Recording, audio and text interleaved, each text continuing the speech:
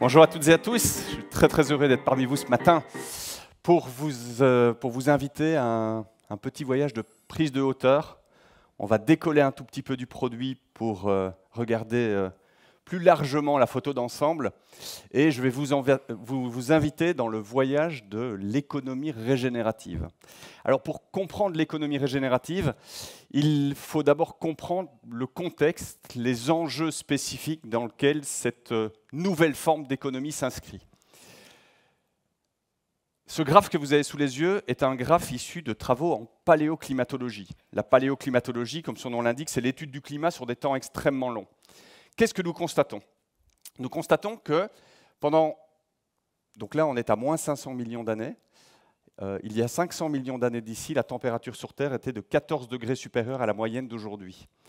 Pour vous donner une ordre d'idée, le GIEC nous annonce que si nous allons au-delà de 2 degrés de surplus par rapport à la moyenne pré-industrielle, on a du mal à se représenter le monde dans lequel nous vivrions.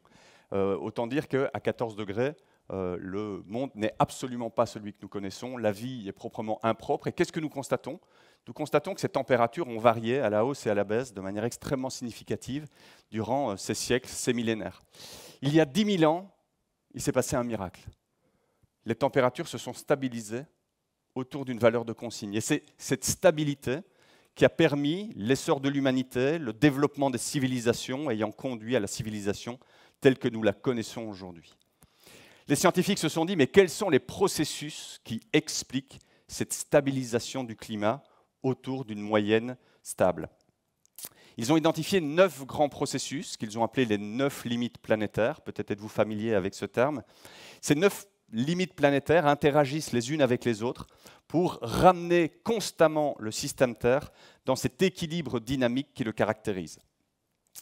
Lorsqu'on parle d'interaction dans un système complexe, et j'imagine que certains parmi vous sont familiers avec le fonctionnement des systèmes complexes, quand l'on parle d'interaction entre deux variables, il faut distinguer ce que l'on appelle les rétroactions négatives et les rétroactions positives.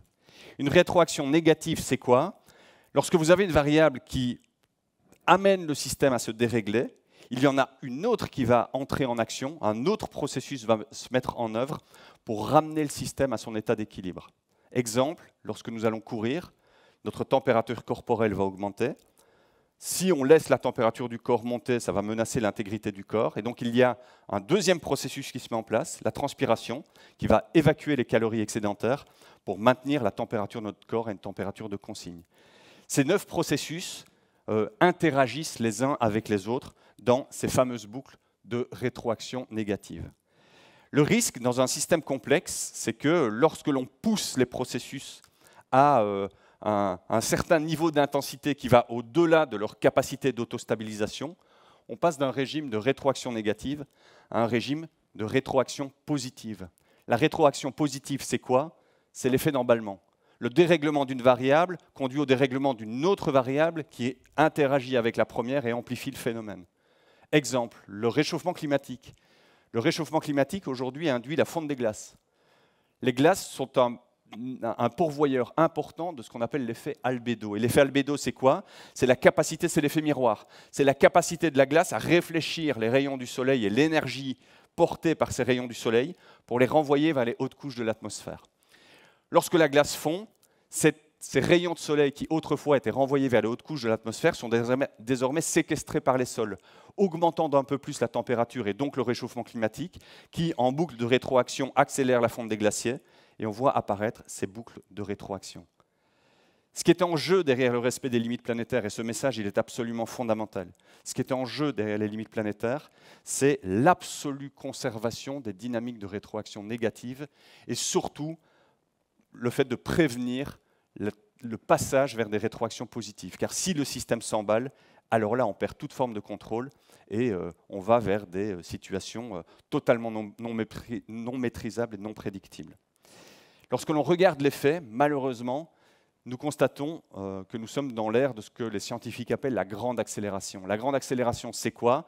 C'est l'ensemble des variables qui partent selon des tendances exponentielles. Et si vous revoyez le graphe de... si vous revoyez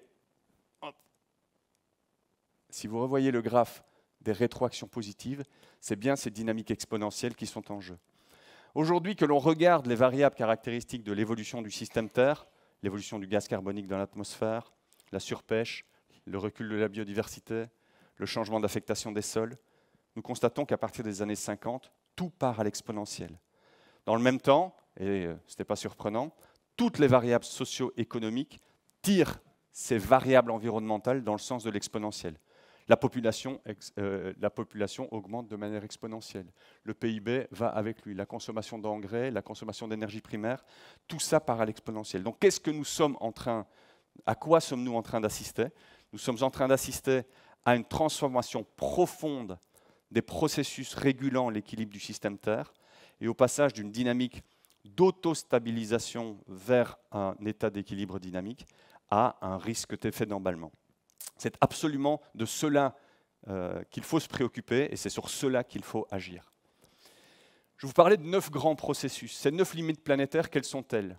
Le réchauffement climatique, dont on parle énormément, l'effondrement de la biodiversité, le changement d'affectation des sols, c'est-à-dire le remplacement d'un sol riche en services écosystémiques, exemple une forêt, qui va séquestrer du carbone, qui va réguler le cycle de l'eau, qui va offrir un habitat pour une nombreuse biodiversité. Changement d'affectation des sols, c'est remplacer une forêt par une exploitation agricole ou par la dynamique d'urbanisation. Nous avons l'introduction de nouvelles entités dans la biosphère, exemple le plastique, exemple les perturbateurs endocriniens, l'ensemble de ces molécules que nous introduisons dans l'environnement et que l'environnement n'est pas capable de bioassimiler, qui ne sait pas traiter. Perturbation du cycle de l'azote et du phosphore, acidification des océans, augmentation de l'aérosol, ozone et le cycle de l'eau. Ces 9 processus sont ces processus qui interagissent les uns avec les autres. Comprendre ces interactions est relativement simple. J'évoquais la forêt. Lorsque nous coupons, lorsque nous rasons une forêt, nous allons agir négativement sur l'ensemble de la biodiversité présente dans cette forêt. La biodiversité végétale d'abord, on la coupe. La biodiversité animale, puisque les habitats étant fragmentés, voire détruits, c'est l'ensemble de ces espèces qui sont menacées. En touchant cette biodiversité, en abattant les arbres, nous allons réduire le pouvoir séquestrateur, nous allons supprimer le puits de carbone que représente cette forêt. Et si nous y installons une exploitation agricole travaillée en agriculture intensive, les sols vont relarguer l'ensemble du carbone dont ils étaient dépositaires et gardiens.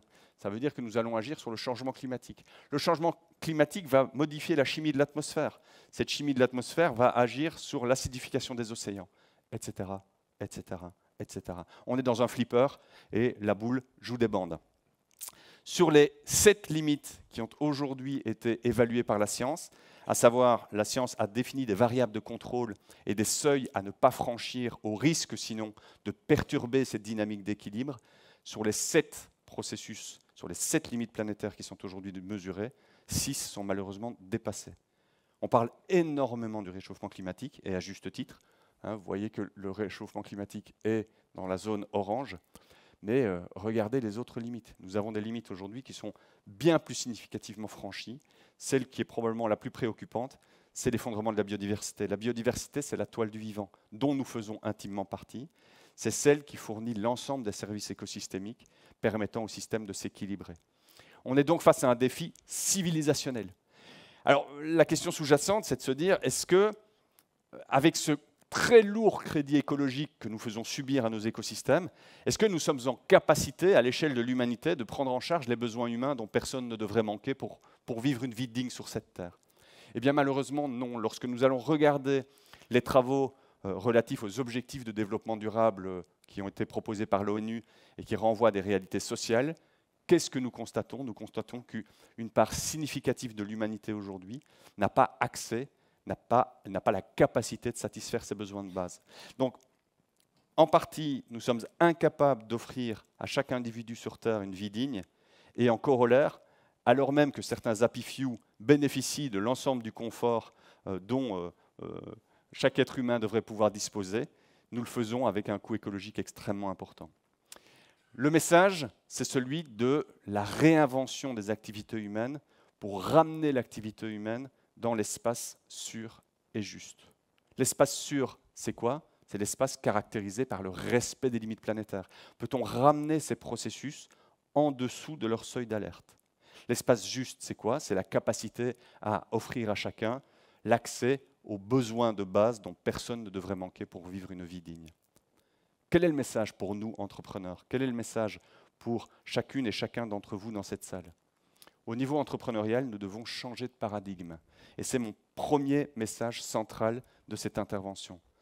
Aujourd'hui, quand on parle de responsabilité, quand on parle de RSE, quand on parle de développement durable, on a toutes et tous en tête la réduction des impacts négatifs de nos activités sur les écosystèmes et sur la société.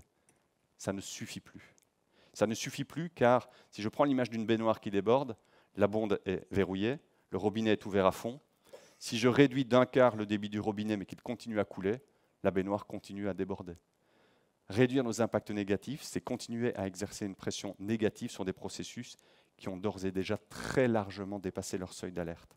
Nous devons passer à un paradigme de génération d'impact positif net sur les écosystèmes et sur la société. C'est le sens de l'ambition régénérative. L'économie régénérative, c'est quoi? Alors pour comprendre l'économie régénérative, je dois faire un petit détour. Pardon. L'économie régénérative, c'est quoi? L'économie régénérative, comme je vous le disais, c'est passer d'une logique de réduction d'impact négatif à une logique d'impact positif net sur les écosystèmes et sur la société. Pour pouvoir atteindre cette nouvelle configuration, ce nouveau rapport que nous entretenons à l'environnement et à la société, il va nous falloir modifier nos modèles économiques. Les modèles économiques, qu'est-ce que c'est? Les modèles économiques, c'est toute l'architecture de valeur d'une entreprise. En premier chef, la création de la valeur. Et là, on vient toucher au principal sujet de nombre d'entre vous dans cette salle. Quels sont les produits que nous mettons en marché? Quelles sont les offres que nous développons? Comment les designons-nous? Au service de quel type de besoins, au service de quel type de problématiques sont-elles mises en œuvre? C'est ce que nous appelons les tâches de la création de la valeur. Une fois que nous savons quels produits nous devons apporter à nos marchés, il nous faut approvisionner la valeur, c'est-à-dire accéder à l'ensemble des ressources, matières premières, énergie, dont nous allons avoir besoin pour mettre en production nos offres. Production de la valeur. Une fois que les produits sont fabriqués, il va falloir les rendre physiquement disponibles à nos clients, à travers les canaux de distribution. Il va falloir, et c'est extrêmement important, et croyez-moi, c'est terriblement mal travaillé par la plupart des organisations, il va falloir veiller à ce que la valeur soit correctement appropriée. Pourquoi un individu a-t-il intérêt à pousser la porte de vos marques, de vos enseignes, plutôt que celle des concurrents? Comment se représente-t-il? Comment s'approprie-t-il la valeur que vous incarnez? Et une fois qu'il a acheté vos offres, comment l'accompagnez-vous pour tirer l'essentiel de valeur des offres qu'il va utiliser peut-être au quotidien? J'ai récemment renouvelé l'ensemble de ma cuisine.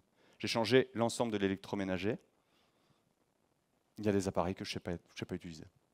Ou plus exactement, je sais les utiliser parce que je ne suis pas manchot, mais je sais que je les utilise en deçà de leur potentiel. Parce qu'il y a des manuels comme ça, et je n'ai juste pas envie, je n'ai pas l'énergie de lire ces manuels. Et donc, tous les jours, je suis frustré par l'utilisation de cette nouvelle cuisine. Je n'arrive pas à m'approprier cet équipement, et je n'arrive pas à trouver l'énergie pour faire l'effort de développer une bonne appropriation du produit. Est-ce que c'est un problème de mon côté? Est-ce que c'est un problème de design dans les offres? Je vous laisse méditer. Une fois que le modèle économique a été conçu dans sa dimension réelle, c'est-à-dire une dimension incarnée, on parle de produits, on parle de logistique, on parle d'usines, d'infrastructures, d'équipements, de camions, de supports de communication, eh bien toute cette réalité, il va falloir la monétiser, il va falloir la transformer en K-euros. Ça, c'est le modèle économique, l'ensemble. Donc ça veut dire quoi? Ça veut dire que pour passer sur une ambition régénérative, il va falloir réinventer l'ensemble de ces dimensions. Comment? Pour pouvoir réinventer des modèles économiques, il faut comprendre les limites des modèles classiques. Les modèles économiques classiques sont construits sur une logique volumique à visée de croissance. Ça veut dire quoi? Ça veut dire que toutes les organisations, ou la très grande majorité, sont prises dans une forme de cage à hamster, où il faut construire des produits et il faut vendre toujours plus de produits, de services, d'expériences, de solutions, de destinations à ses clients, toujours plus, dans une visée de croissance, d'exercice en exercice, d'année en année. Alors, cette course au volume, elle présente toute une série de limites. Des limites sur un plan économique d'abord. Quel est le sous-jacent de marché? Est-ce que vous avez des sous-jacents de marché en croissance? Quand vous avez un marché en croissance, tout va bien. Chaque opérateur sur le marché est capable d'aller chercher les volumes dont il a besoin pour faire tourner sa roue à hamster. Que se passe-t-il quand les marchés saturent?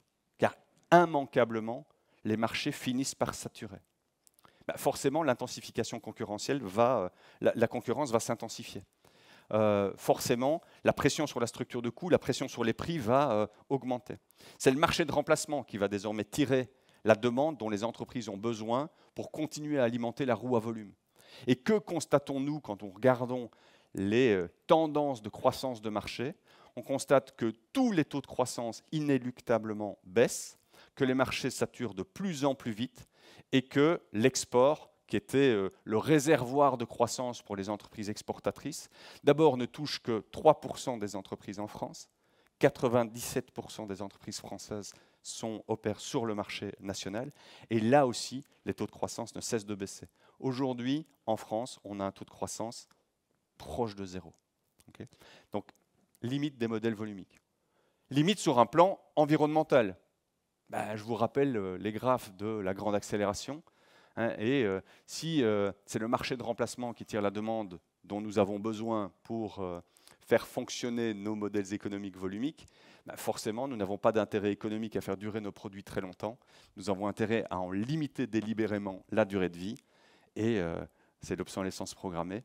C'est évidemment parfaitement rationnel sur un plan économique, c'est parfaitement catastrophique sur le plan environnemental. Même sur un plan social, les difficultés de ces modèles économiques apparaissent dès le moment où la concurrence s'intensifie.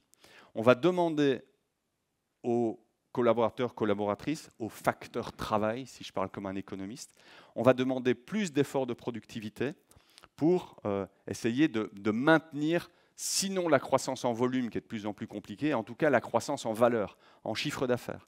Et malheureusement, comme la situation elle se tend, eh bien, la rémunération ne suit pas les efforts de productivité. Vous voyez la productivité en France, elle augmente comme ça, les salaires, ils augmentent comme ça. Donc ça veut dire qu'il y a un décrochage entre les gains de productivité et les salaires. Je pourrais vous parler de ça pendant toute une journée, mais je pense que l'objectif, c'est plutôt d'aller du côté des solutions. Qu'est-ce qu'il faut faire? Il faut autant que faire se peut se dégager des logiques volumiques. Et se dégager des logiques volumiques présuppose de réinventer l'ensemble du modèle économique, en premier chef desquels la création de la valeur, c'est-à-dire la manière dont on va, la nature même de ce que nous allons mettre en marché. Alors, je ne vais pas avoir le temps, bien évidemment, de tout développer. Un point que je souhaiterais mettre en évidence, c'est la transformation de la dynamique de performance d'un modèle. La dynamique de performance d'un modèle, c'est quoi? C'est ce que vous avez implicitement ou explicitement intérêt à mettre en œuvre au regard de la logique interne de votre modèle économique. Okay. Alors vous pourriez dire, oui, mais nous, nos valeurs, notre culture d'entreprise va nous prémunir de ce genre de comportement. Quand la situation économique se tend, c'est la logique interne du modèle économique qui prévaut. Okay. Imaginons que je suis un vendeur de lave-linge dans un marché B2B. Le marché est saturé, je n'ai pas d'intérêt économique à ce que ces produits durent le plus longtemps possible. Ils vont être conçus dans une durée de vie relativement réduite. Si vous vous rappelez des lave-linges de nos grands-parents, ils duraient 40, 50 ans en moyenne. Aujourd'hui, quand ils vont jusqu'à 10 ans, c'est un miracle. Moi, quand je me suis marié, on a acheté l'ensemble de notre électroménager et entre la 10e et la 11e année, 100% de l'équipement a pété. Okay. Imaginez maintenant que je passe d'un modèle de vente de machines à un modèle de mise à disposition de machines facturé par un loyer fixe par machine. Qu'est-ce que j'ai désormais intérêt à faire que je n'avais pas intérêt à faire dans la configuration initiale? 1, j'ai désormais un intérêt économique à ce que la machine dure le plus longtemps possible.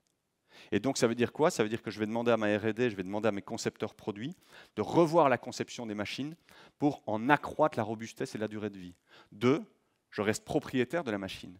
Donc ça veut dire que je peux mettre en œuvre l'économie circulaire et donc à nouveau reconception de la machine dans un principe de démontabilité, récupérabilité des composants, réintégration des composants dans les nouvelles générations de machines. Mais je facture avec un loyer fixe par machine. J'ai donc toujours intérêt à pousser un maximum de machines chez mon client. Imaginez que je change l'unité de facturation. Je passe à un modèle de mise à disposition de machines facturé cette fois par cycle de lavage. Ça veut dire que si une machine est peu utilisée, je vais immobiliser du capital que je vais mettre du temps à faire travailler sur un plan financier. Je vais devoir attendre un temps certain pour recouvrer les coûts de production. J'ai désormais un intérêt économique à dimensionner la taille du parc machine au plus près de l'usage qui sera fait par mes clients. Et j'ai donc un intérêt économique à accompagner mes clients à mieux utiliser les produits que je vais mettre à leur disposition. Donc on voit qu'à chaque fois, il y a des logiques qui évoluent, il y a des dynamiques financières qui évoluent, et il y a une capacité à prendre en charge des enjeux environnementaux, des enjeux sociaux qui sont renouvelés. Et puis il y a un saut quantique. Je peux dire, mais finalement, qu'est-ce qui intéresse véritablement nos clients? Est-ce que c'est le moyen de laver le linge ou est-ce que c'est le résultat produit par la machine, à savoir du linge propre? Et si je vendais directement du linge propre à la tonne, qu'est-ce que ça change? J'ai intégré dans mon modèle économique la consommation d'énergie, la consommation d'eau, la consommation de l'ensemble des consommables que j'ai désormais intérêt à minimiser sur un plan économique. Donc quel est le message? Le message, c'est de dire que face à des modèles économiques volumiques, il existe une panoplie de modèles économiques alternatifs. Là, je viens de vous présenter des modèles serviciels dits d'économie de fonctionnalité. Il existe une panoplie de modèles économiques qui permettent de questionner cette logique volumique et, en amont, qui imposent de revoir de manière parfois extrêmement drastique les modalités de conception de produits. Alors ça, je vais passer. Est-ce que c'est suffisant? Est-ce que cette dynamique de transformation de modèle économique est suffisante? Eh bien, malheureusement, ces modèles économiques, ils restent centrés sur la réduction d'impact négatif. Alors parfois de manière extrêmement drastique. J'ai eu l'occasion d'accompagner des entreprises qui, en passant sur des dynamiques servicielles, ont réduit par 20 la quantité de ressources et d'énergie qu'ils mobilisaient dans leurs activités. C'est considérable.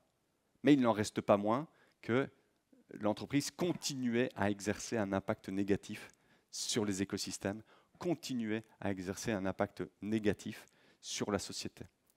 Comment pouvons-nous mettre en œuvre des dynamiques régénératives? Alors pour répondre à cette question, il faut comprendre la dynamique intrinsèque de la régénération. Qu'est-ce qui est susceptible de se régénérer? Est-ce qu'une brique peut se régénérer? Une brique classique, non. Elle est inerte. Une brique, c'est une brique. Si je la casse, elle ne va pas se recoller.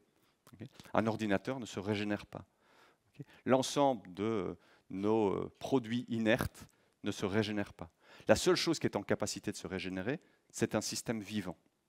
Si je me coupe, très vite, ça va coaguler, ça va arrêter de saigner, un processus de cicatrisation va se mettre en place, les cellules vont s'auto-régénérer, je vais avoir une cicatrice, et puis cette cicatrice va disparaître, ma peau se sera intégralement régénérée, l'ensemble des cellules de la peau, l'ensemble des cellules sanguines auront fait le job.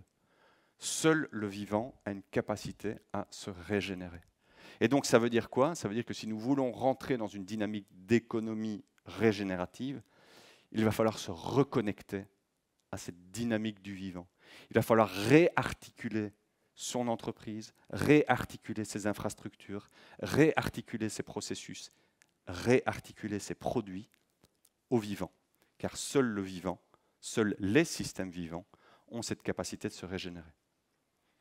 Concrètement, ça prend quelle forme? Là, il va falloir distinguer deux types d'activités. Il va falloir distinguer d'une part les entreprises qui opèrent leurs activités en lien direct avec le vivant non humain. L'écosystème est un facteur de production. Exemple, un agriculteur, un viticulteur. Alors quel va être le sujet pour lui? Le sujet va essentiellement être de faire évoluer ses pratiques et ses systèmes de production. Regardons du côté de l'agriculture. L'agriculture aujourd'hui est une agriculture mécanisée, intensive et chimique. Mécanisée, qu'est-ce que ça veut dire? Ça veut dire que les agriculteurs vont pratiquer le labour profond des sols. Vous avez toutes et tous vu des tracteurs tirer des charrues et créer les sillons dans les sols. Qu'est-ce que ça produit? L'ensemble des micro-organismes des sols qui constituent la vie des sols sont ramenés à la surface par le labourage. Ce sont des micro-organismes anaérobiques, ça veut dire qu'ils meurent à l'oxygène, sous le sol, ils sont en milieu anaérobique. Dès qu'ils sont ramenés à la surface, ils meurent.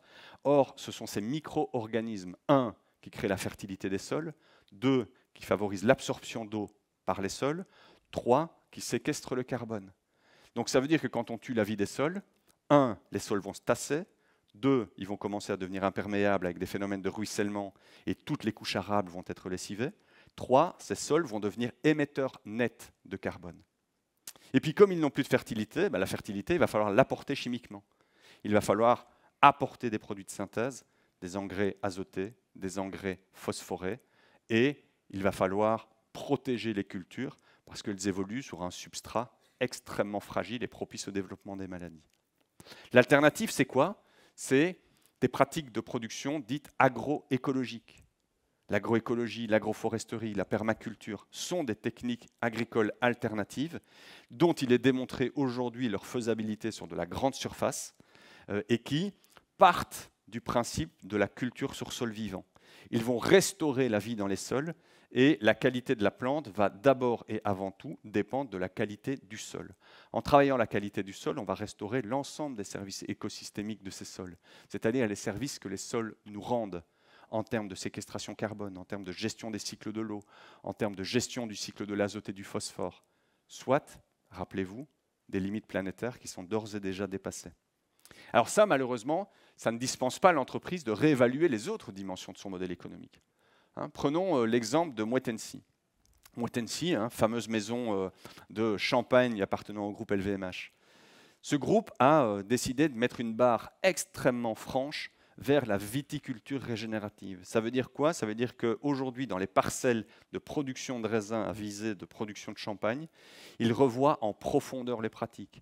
Interdiction du labour des sols, suppression des produits phytosanitaires, développement de cultures sur sol vivantes, interrant via des cultures qui vont stocker, fixer naturellement l'azote du sol dans les sols, ne nécessitant plus d'amendements, etc., etc., etc.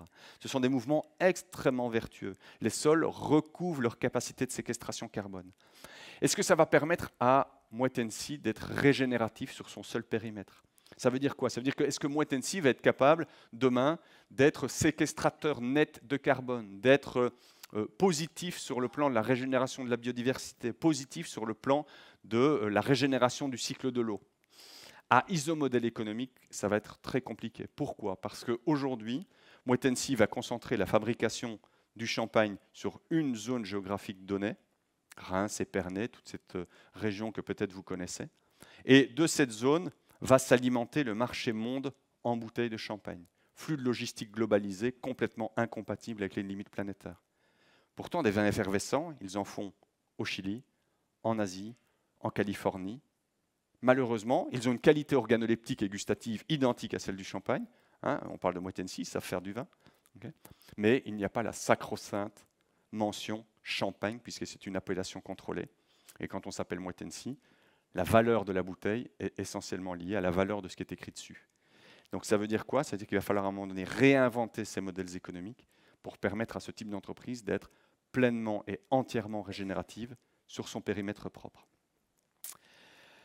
À côté de ça, il y a un très très grand nombre d'entreprises qui ne sont pas reliées au vivant. Peut-être vous-même appartenez à des entreprises où le vivant, il est hors de vue. Okay. Si je suis un fabricant d'emballage industriel, si je suis une fonderie, si je suis une entreprise de services numériques, le vivant, je ne sais pas où le regarder ni comment l'attraper. Et donc comment je me saisis de ces injonctions de reconnexion au vivant? Plusieurs portes d'entrée. La première, c'est la reconnexion au vivant via les infrastructures et les équipements. La quasi-totalité des entreprises aujourd'hui disposent d'infrastructures, disposent d'équipements, des bâtiments, des parkings, un ensemble de patrimoine foncier qu'ils peuvent décider de végétaliser. Imaginez demain qu'un groupe comme Auchan, qui a des milliers de mètres carrés, des centaines de milliers de mètres carrés sur le territoire national et international de foncier artificialisé, imaginez demain qu'un groupe comme Auchan décide de végétaliser l'ensemble de ces bâtiments. Alors vous allez me dire, c'est anecdotique au regard des impacts négatifs qu'une entreprise comme Auchan va générer. C'est anecdotique, mais c'est quand même significatif, car ça va ramener de la biodiversité dans les villes, ça va tamponner les eaux de pluie, ça va fixer un ensemble de particules, de microparticules dans l'atmosphère. Et imaginez que toutes les entreprises de France, de Navarre et d'ailleurs se mettent à ce mouvement, eh bien, ça peut faire la différence. La fragmentation des habitats est une des premières causes d'extinction de la biodiversité. C'est la première cause d'extinction de la biodiversité. En remaillant le territoire de patchwork vert, de patchwork végétalisé, on recrée du maillage propice à la biodiversité. Deuxième modalité de reconnexion via les processus. Regardons l'eau. De très nombreuses entreprises utilisent de l'eau de process. Et cette eau de process va se charger d'un ensemble de polluants et donc va devoir faire l'objet d'un retraitement. Et si vous injectez trop de polluants dans vos eaux, vous n'avez pas le droit de les rejeter au réseau. Et donc vous allez devoir les stocker. Elles seront pompées par des spécialistes tels que Veolia qui vont venir les chercher sur site et les amener en usine de retraitement pour rendre cette eau à nouveau réintégrable dans le cycle de l'eau, le petit cycle de l'eau. Okay. La très grande majorité des processus d'épuration des eaux se fait via des processus physico-chimiques. Des processus physico-chimiques, ça veut dire quoi? Ça veut dire des filtres, ça veut dire des produits chimiques, et qui dit filtre dit pression, parce qu'il faut envoyer l'eau dans ces filtres pour que l'eau la traverse, donc ça veut dire mise en pression, et donc ça veut dire consommation d'énergie. Et si nous allions voir du côté de la biologie, si nous allions voir du côté de processus phytoépuratoires, ça veut dire quoi? Ça veut dire s'appuyer sur la capacité intrinsèque de certaines plantes à épurer l'eau. Ce qui présuppose en amont de réingénérer son process de production pour n'envoyer dans ces eaux usées que ce qui est bioassimilable, c'est-à-dire ce que les plantes vont être capables de craquer, de développer, d'ingérer, de métaboliser. Okay, je vous donnerai des exemples dans un moment. Vous pouvez vous reconnecter au vivant via le sourcing. Si vous êtes une entreprise textile, vous n'êtes pas à proprement, si vous êtes un distributeur de produits vestimentaires, vous n'êtes pas à proprement parler connecté au vivant, mais vos fibres textiles viennent à un moment donné d'un champ de coton, d'un champ de lin, et donc il y a bien du vivant quelque part.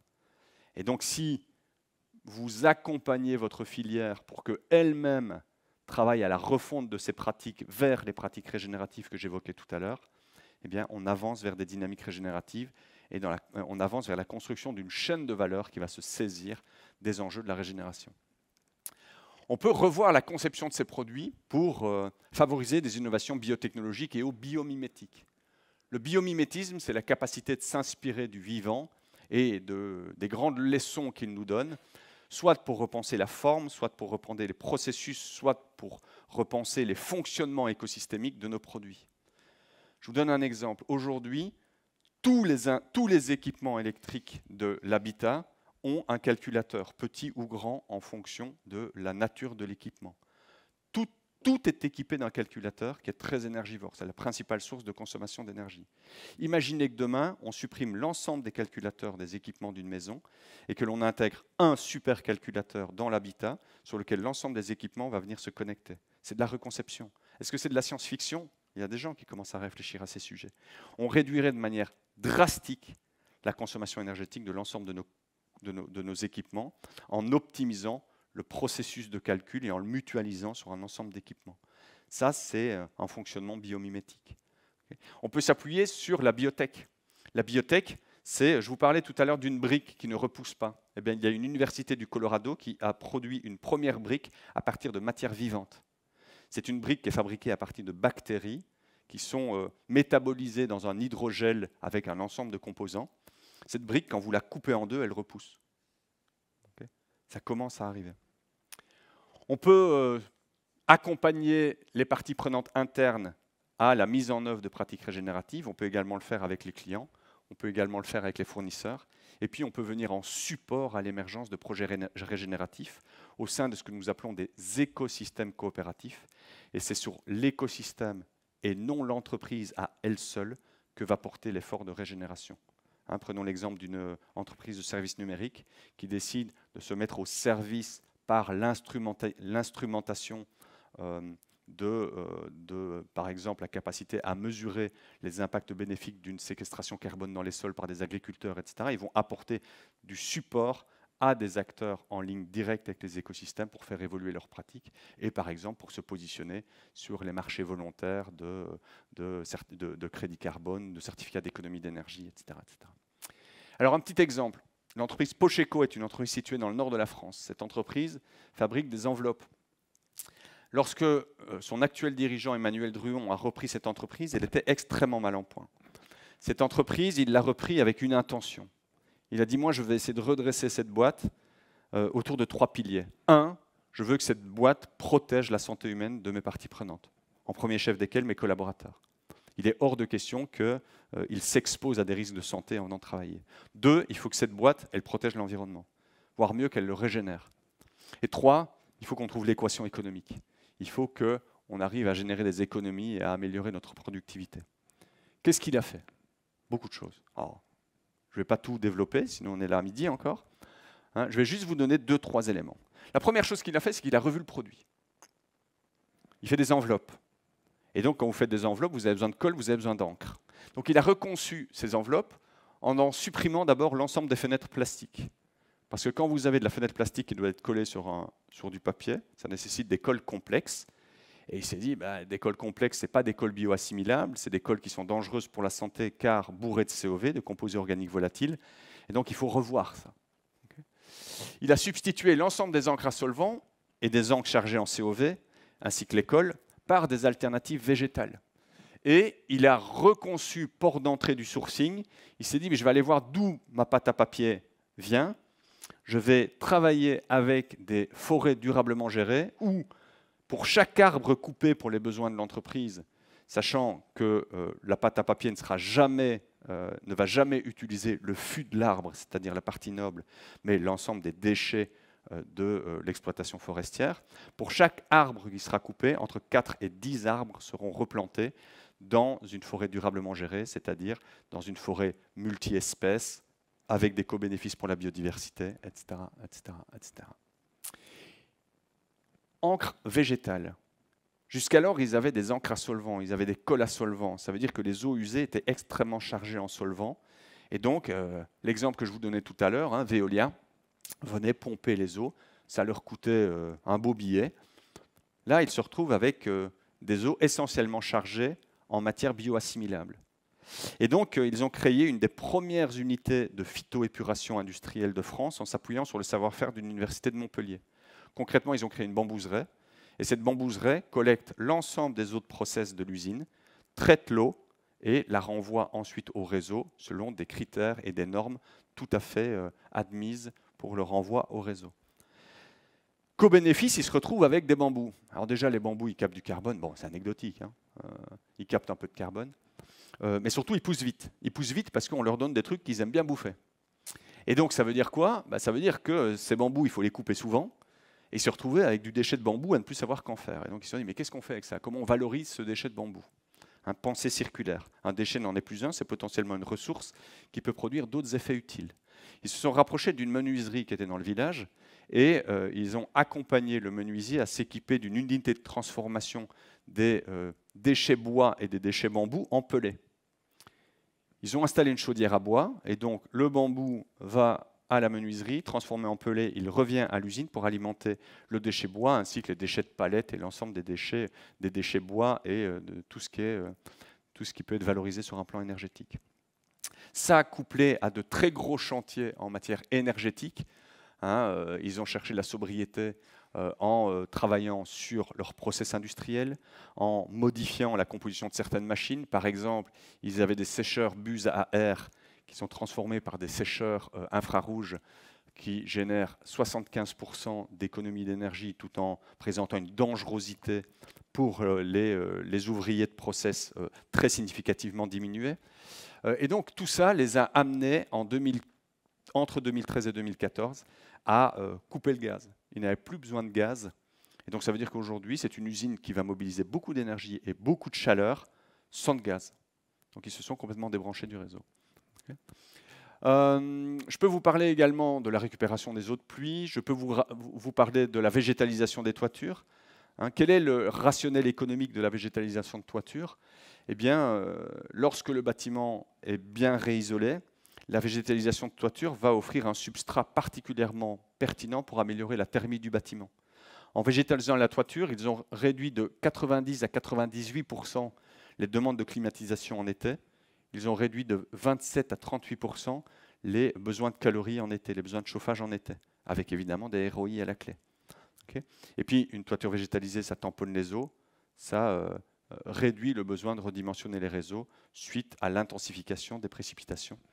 Quand Emmanuel Druon a repris l'entreprise, 20% des sols étaient perméables, 80% des sols du site étaient imperméables. Aujourd'hui, ce ratio est inversé. Ils ont désartificialisé. Ils ont acheté du foncier connexe à l'entreprise qu'ils ont sacralisé en forêt-jardin, en exploitation permacole, ils ont salarié un maraîcher qui travaille sur l'exploitation et 100% de sa production est mise à la disposition du restaurant d'entreprise et permet aux collaborateurs et collaboratrices d'accéder à des produits bio, des paniers bio, à moindre coût, etc., etc., etc. Donc je pourrais vous parler de ce cas pendant des heures, il y aura encore beaucoup de choses à dire, mais malheureusement l'heure tourne. Est-ce que financièrement ça tient les rails ? Alors on peut regarder les chiffres, mais ce qui est intéressant, c'est que Pocheco a adopté une perspective systémique de son portefeuille d'investissement. Aujourd'hui, la grande majorité des entreprises investit ligne par ligne. Ça veut dire qu'elle décide du go ou du no-go en fonction du retour sur investissement de la ligne. Et c'est un désastre parce qu'une entreprise, c'est comme un système vivant, c'est un système complexe. Or, dans un système complexe, rappelez-vous, tout interagit avec tout. Et donc, quand vous avez une vision segmentée et que vous supprimez certaines lignes au profit d'autres lignes, vous vous privez de l'ensemble des co-bénéfices issus des synergies entre les différents investissements. Quand au contraire, vous avez une lecture systémique de votre portefeuille d'investissement, vous acceptez que certaines lignes soient peu rentables, voire totalement déficitaires, vous évaluez l'ensemble à l'aune de l'équilibre financier global, mais vous bénéficiez de l'ensemble des synergies et donc des co-bénéfices. Pocheco a été prêt à investir plus de 6 millions d'euros pour mettre en œuvre l'ensemble de ces dynamiques de transformation, avec un besoin de maintenance annuelle d'environ 100 000 euros. L'ensemble de ces actions génère des économies annuelles d'un peu plus d'1 million d'euros, générant un retour sur investissement à 7 ans. Ce qui, pour un opérateur industriel, est un ROI tout à fait satisfaisant. Alors sur le plan environnemental maintenant, à travers l'ensemble des améliorations que Pocheco a mis en œuvre, ils ont réduit de manière extrêmement significative leurs émissions carbone sur le scope 1, 2, 3. Aujourd'hui, ils émettent 4500 tonnes de carbone sur les scopes 1, 2, 3. Mais à travers l'ensemble des réarticulations au vivant, que ce soit par le sourcing et la supply chain, que ce soit par les exploitations agricoles qu'ils mobilisent autour de l'usine, que ce soit par la revégétalisation des toitures, ils séquestrent aujourd'hui plus de 50 000 tonnes de carbone. Donc ça veut dire quoi? Alors, un spécialiste du carbone me taperait sur les doigts, parce que vous savez qu'on ne peut pas dire que du coup on est carbonégatif à hauteur de 45 000 tonnes. La réalité, c'est quand même celle-là. C'est que l'entreprise Pocheco aujourd'hui, de par son existence et ses modes de fonctionnement, contribue à séquestrer beaucoup plus de carbone que ce qu'elle n'en émet. Ça, c'est la provenance des eaux. En 2009, 100% des eaux venaient de l'eau de réseau. Okay. Récupération des eaux. Aujourd'hui, 80% des eaux proviennent de récupération d'eau de pluie, les 20% restants étant pour les usages sanitaires et la cuisine. Okay. Ça, c'est l'évolution des consommations énergétiques.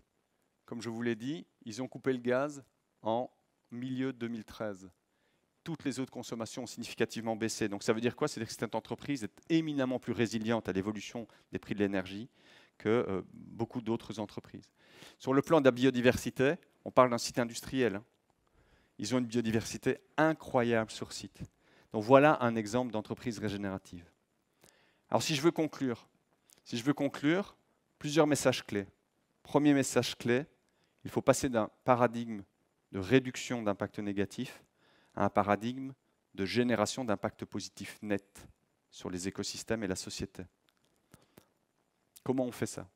D'abord, il faut repenser son modèle économique pour réduire ces impacts à leur seuil incompressible. Okay, c'est la courbe qui réduit. Et ensuite, il faut, pour les impacts résiduels, ce qu'on appelle les impacts incompressibles, il faut reconnecter vos entreprises, vos produits, vos process, vos dynamiques de conception le plus possible au vivant, car seul le vivant dispose de capacités intrinsèquement régénératives. C'est un projet, c'est une manière de penser, c'est une approche radicalement nouvelle, c'est une approche, une manière de penser plus complexe, mais qu'est-ce qu'elle est enthousiasmante? Elle est extraordinairement enthousiasmante, car enfin, on est capable, à travers nos activités économiques, de réparer la planète et de contribuer à la régénération sociale, à l'amélioration de l'état de nos sociétés. Merci à toutes et à tous pour votre écoute et votre présence.